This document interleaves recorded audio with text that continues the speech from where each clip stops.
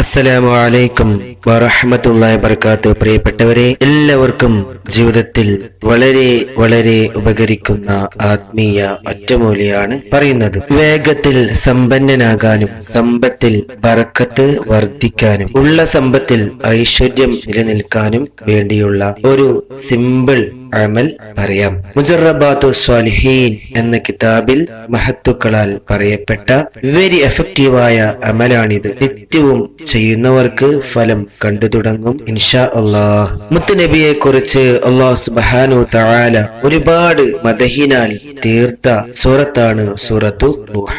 ഖവാസുൽ ഖുർആൻ എന്ന കിതാബിൽ കാണാം, ഈ സൂറത്ത് 7 തവണ നിത്യവും പതിവാക്കുന്നവർക്ക് സാമ്പത്തിക ബുദ്ധിമുട്ട് വരില്ല, വീടുകളിൽ മോഷണം സംഭവിക്കില്ല, വീട്ടിൽ നാശനഷ്ടങ്ങൾ വരില്ല, കവർച്ചക്കാർക്ക് പിശാചുക്കൾക്കൊക്കെ ഭവനങ്ങളെ സമീപിക്കാൻ പോലും കഴിയില്ല. അങ്ങനെ ഒരുപാട് ഗുണങ്ങൾ നിറഞ്ഞതാണ് സൂറത്തുൽ ദുഹ.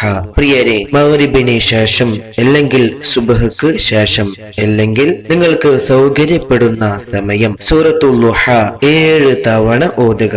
7 തവണ ഓതുക.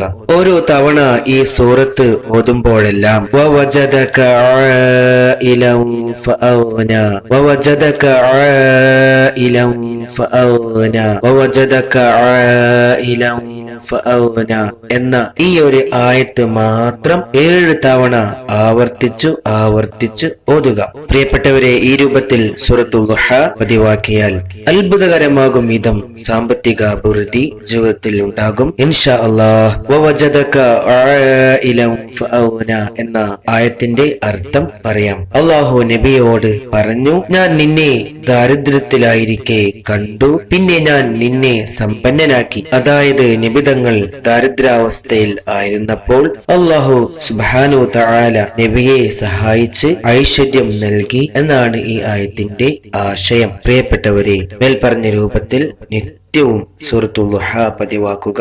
അല്ലാഹു സുബ്ഹാനഹു തആല തൗഫീഖ് ഭാഗ്യം നൽകട്ടെ. ആമീൻ. അസ്സലാമു അലൈക്കും വറഹ്മത്തുള്ളാഹി വബറകാതുഹു.